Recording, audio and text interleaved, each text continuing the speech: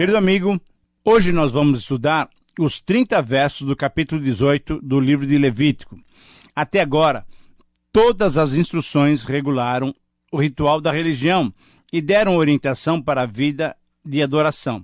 A partir desse capítulo, Deus trata do aspecto moral da vida dos israelitas, de forma que os capítulos 18, 19 e 20 constituem uma seção específica que aplica os 10 mandamentos às várias circunstâncias da vida. Para nos relacionarmos com Deus, é necessário santidade. E quando o homem despreza esses preceitos, vê a sua vida social desmoronar, como nós temos visto em muitas civilizações. Infelizmente, nós temos visto também em nossos dias esse mesmo fato. Esse é um trecho muito importante mesmo. Sabe por quê? Porque você e eu estamos vivendo em dias de grande liberdade sexual, em dias em que as opções sexuais são direito do cidadão. Quando estudarmos as regulamentações desse capítulo 18, nós vamos perceber que muitas práticas que vemos hoje já estavam proibidas naqueles dias, lá há quase 3.400 anos atrás. Na verdade, nós temos que constatar que não há nada de novo em toda essa exploração sexual dos nossos dias. Infelizmente, a tendência do espírito humano sempre foi para a depravação, para o uso indivíduo daquilo que Deus nos concedeu. A tendência do ser humano sempre foi para uma vida independente da direção de Deus. Portanto, ao estudarmos esse capítulo, nós vamos perceber a tendência pecaminosa do coração humano e as claras regulamentações divinas para que o ser humano pudesse usufruir como bênçãos de tudo quanto Deus colocou à nossa disposição. Por Deus nos amar tão maravilhosamente e por Ele ser santo, temos essas regulamentações para uma vida saudável e uma vida de santidade. Esse capítulo, para ser devidamente estudado, pode ser dividido em 10 regulamentações. Vamos analisar então agora cada uma delas. A primeira regulamentação, nos versículos 1 a 5, mostra os princípios básicos para uma vida correta. E quem dá essas ordens é Deus. Os estatutos, as leis que foram dadas por Deus deveriam ser a única fonte de autoridade para o comportamento dos israelitas. Nós vamos ler esses versos. Disse o Senhor a Moisés, fala aos filhos de Israel e diz-lhes: Eu sou o Senhor vosso Deus. Não farei segundo as obras da terra do Egito, em que vocês habitaram. Nem farei segundo as obras da terra de Canaã, para a qual eu vos levo. Nem andareis nos seus estatutos.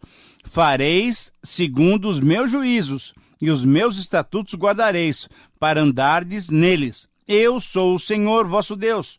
Portanto, os meus estatutos e os meus juízos guardareis. Cumprindo-os, o homem viverá por eles. Eu sou o Senhor. Você está com a sua Bíblia aberta? Vamos lá, pega a sua Bíblia e me acompanha. Nós vamos fazer alguns destaques. Primeiro, nos versículos 1, 2, 4 e 5, a palavra Senhor destaca-se, demonstrando a autoridade dele sobre o povo de Israel. Não era qualquer Deus, não era qualquer ídolo que estava falando, não, de jeito nenhum. Era o Senhor, o Deus Criador, o Deus de Israel, o Deus libertador. O Deus que tinha tirado Israel do Egito e que agora os conduzia pelo deserto. Era esse Deus que prometera dar como possessão a eles uma terra boa que manava leite e mel.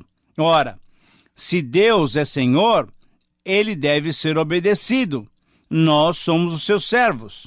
Então, essa prática atual de declarar, de reivindicar, de exigir, de ordenar que Deus nos abençoe, é uma prática totalmente errada. É Ele quem tem a palavra. É Ele quem dá as ordens. A maneira de nos relacionarmos com Deus deve sempre preservar os papéis de cada um. Ele é o Senhor e nós. Nós somos os seus servos. Ele manda e nós obedecemos. Israel tinha que entender isso e tinha que obedecer às determinações divinas. Segunda observação, Israel estava num momento muito delicado da sua vida. Ele tinha atrás de si o Egito, com toda a sua idolatria e toda a prática de cultos contrários ao Criador.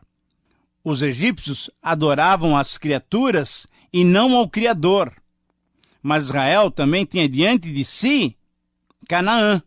Canaã era um território com diversas nações. todas elas também eram idólatras e com práticas cultuais abomináveis que ofendiam o coração de Deus. Israel, então, tinha que decidir: ou viveria segundo essas práticas e cultos pagãos, ou viveria segundo as orientações e determinações divinas. E você, querido amigo, como é que você tem vivido? Conforme a maioria das pessoas que estão ao seu redor? Ou você tem buscado a cada dia viver de acordo com as ordenanças do Senhor? Terceiro, Deus deixou claro para Israel, conforme o versículo 5, que se obedecesse aos seus decretos e ordenanças, eles, como povo, viveriam de modo abençoado. A lei era o caminho de vida para os redimidos, conforme Ezequiel 20, 11, 13, 21. Nós vamos ali em Ezequiel ler o seguinte, quando estudarmos: dei-lhes os meus estatutos e lhes fiz conhecer os meus juízos, os quais, agora observe bem, cumprindo-os, o homem viverá por eles. Você consegue entender esse verso? Ele é muito importante em nossa relação com Deus. Vamos lá, tente me acompanhar. Deus não está dizendo que o cumprimento da lei justifica ou salva alguém. Não, de jeito nenhum. Deus está dizendo que, como povo escolhido, como povo de Deus, se obedecermos às suas leis, teremos a sua bênção. É isso mesmo. A lei não foi dada para justificar. A justificação vem só através da fé em Jesus Cristo. Mas quando já salvos, já justificados, quando já reconciliados com Deus, obedecemos às leis e às determinações divinas, certamente seremos abençoados por Ele, como Ele mesmo prometeu. Séculos depois, mas ainda na época da velha aliança, Abacuque disse o seguinte: o justo viverá pela fé. Essas duas declarações se complementam, pois a palavra fé, agora aqui nesse texto de Abacuque, ela pode ser traduzida também por fidelidade. E assim, a obediência, os atos de fidelidade, os atos fiéis de obediência são evidência de uma vida de quem vive pela fé. E quem pratica esses atos fiéis de obediência sempre terá a bênção do Senhor.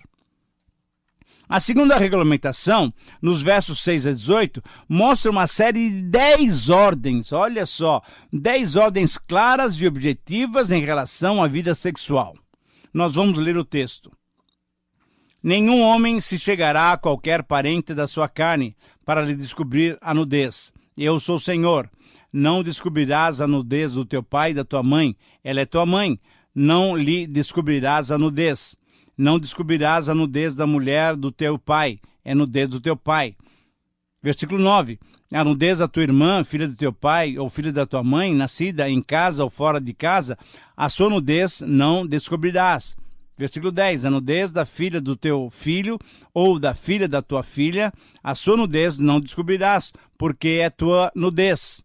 Não descobrirás a nudez da filha da mulher do teu pai, gerada pelo teu pai, ela é tua irmã. Versículo 12. A nudez da irmã do teu pai não descobrirás, ela é parente do teu pai. 13. A nudez da irmã da tua mãe não descobrirás, pois ela é parente da tua mãe. A nudez do irmão do teu pai não descobrirás, nem chegarás à sua mulher, ela é tua tia. Versículo 15. A nudez da tua nora não descobrirás, ela é mulher do teu filho, não lhe descobrirás a nudez. A nudez da mulher do teu irmão não descobrirás, é a nudez do teu irmão. 17. A nudez de uma mulher e de sua filha não descobrirás, não tomarás a filha do teu filho, nem a filha da tua filha, para lhe descobrir a nudez. Parentes são, maldade é. E finalmente o versículo 18. Não tomarás como tua mulher outra, de sorte que lhe seja rival, descobrindo a sua nudez com ela durante a sua vida. Nossa, quantos detalhes, não é mesmo? São muitos detalhes, mas perceba que numa sociedade nômade, como era o povo de Israel naqueles dias, era necessário todos esses detalhes.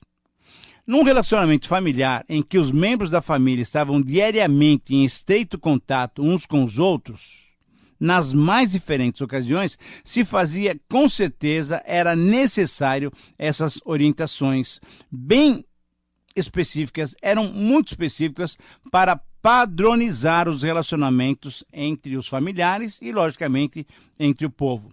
Mas eu sei que alguém pode estar perguntando, por que todas essas ordens em forma tão negativa?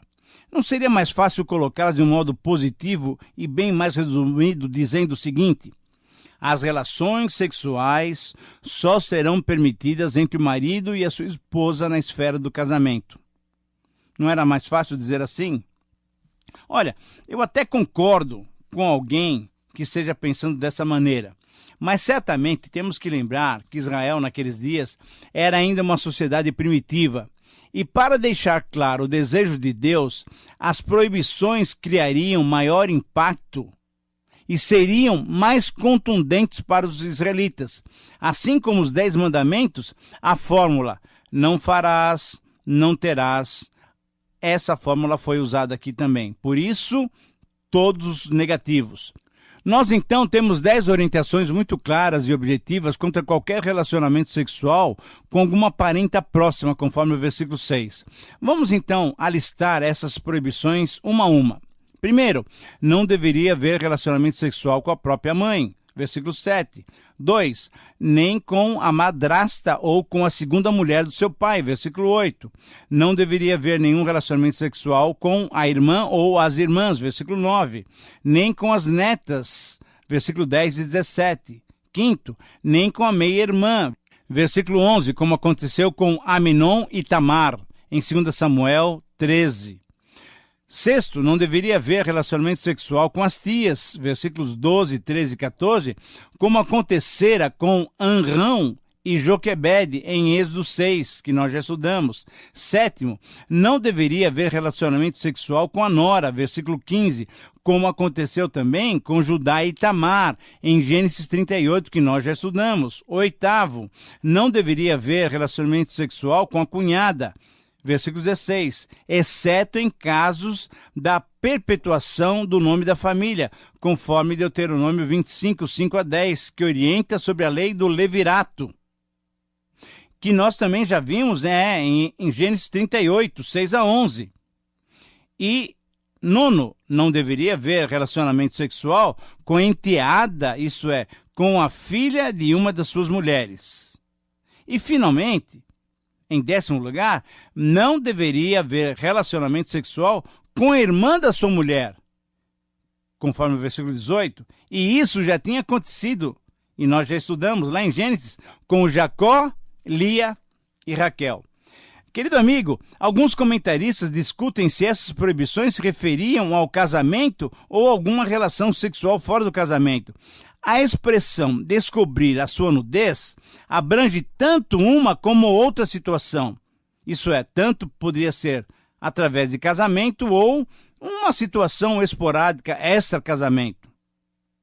Essa expressão era um sinônimo de relacionamentos sexuais ilícitos. Era essa a ideia. E assim, essas proibições ficaram muito claras.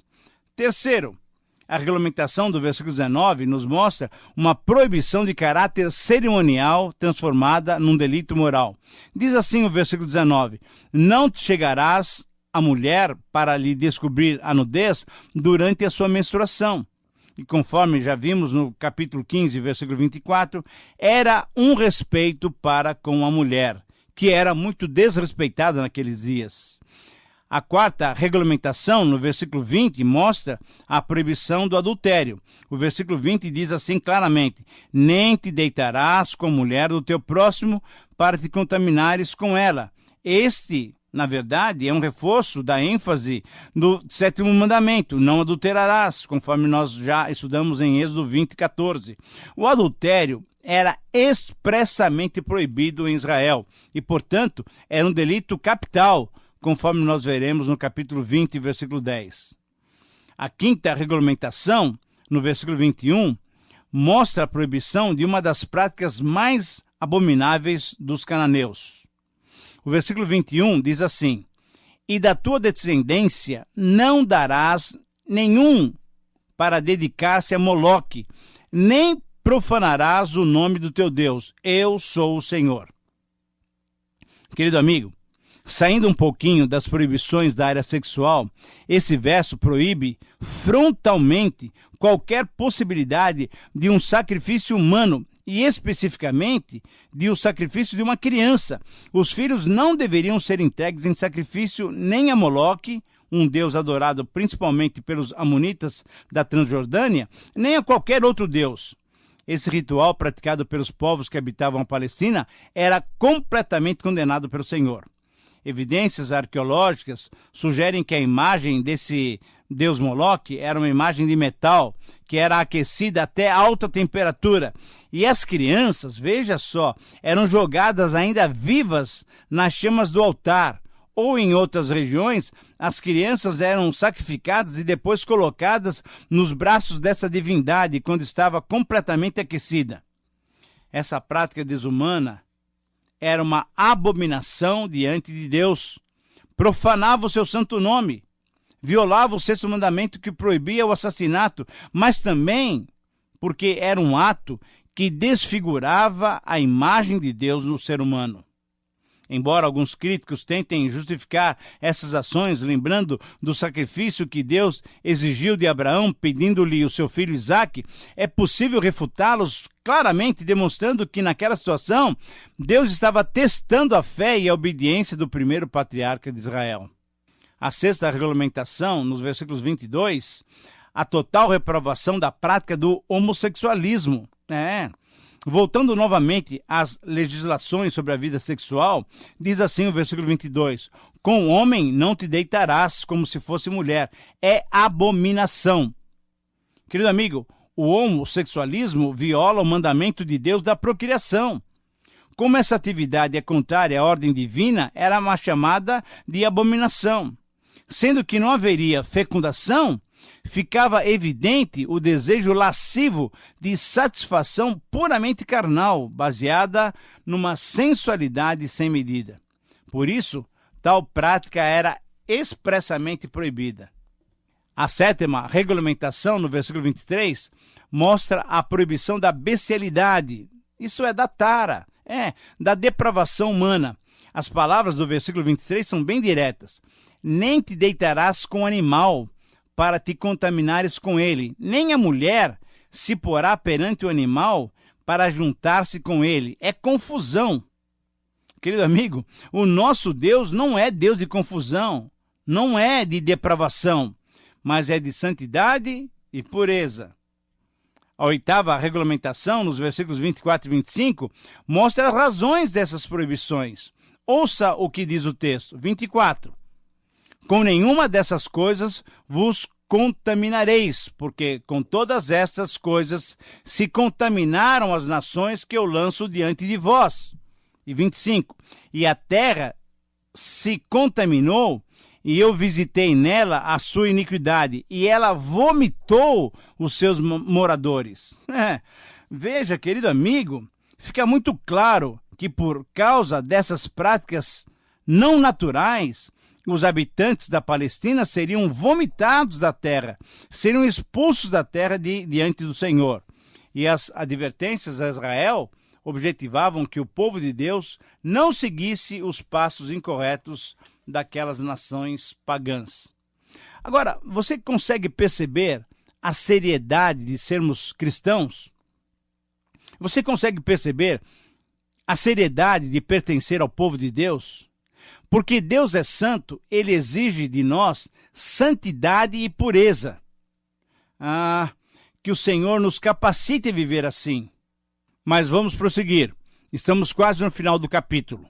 A nona regulamentação, nos versículos 26 a 28, mostra a exigência de santidade também para os estrangeiros que viviam entre os israelitas.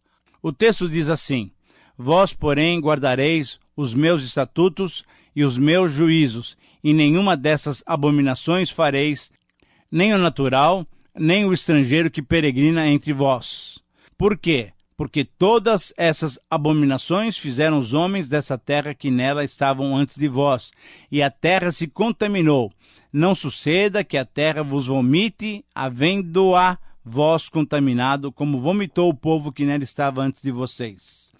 Querido amigo, essas regulamentações, então, olha só, elas tinham por objetivo a pureza de Israel e a sua permanência na Palestina. Se não obedecessem, seriam vomitados, seriam expulsos da terra, como de fato isso aconteceu, infelizmente, séculos mais tarde. E finalmente chegamos à 10ª regulamentação, nos versículos 29 e 30. Nesses versículos, as consequências que viriam sobre quem praticasse essas abominações é apontada. O texto diz assim: todo o que fizer alguma dessas abominações, sim, aqueles que as cometerem serão eliminados do seu povo. Versículo 30. Portanto, guardareis a obrigação que tendes para comigo, não praticando nenhum dos costumes abomináveis que se praticaram antes de vós, e não vos contaminareis com eles. Eu sou o Senhor, vosso Deus. Querido amigo, Deus não queria que houvesse contaminação com essas práticas pagãs, e essa eliminação do seu povo significava estar sob o castigo divino.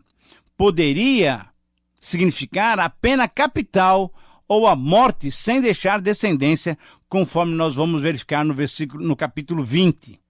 A sabedoria dessas regulamentações é confirmada cada vez mais pelos estudos genéticos modernos. Perceba bem, esses estudos demonstram que os filhos gerados de uniões e casamentos proibidos estão mais propensos a imperfeições e a incapacitações. Deus queria e quer um povo saudável fisicamente, mas, sobretudo, um povo saudável espiritualmente. Você tem sido santo e puro diante de Deus? Avalie-se diante do Senhor e peça para Ele coordenar, arrumar a tua vida.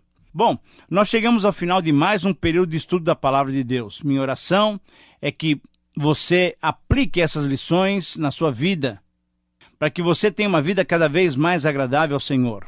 Busque a santificação. Não se esqueça, sem ela não poderemos ver a Deus. Um grande abraço e que Deus te abençoe.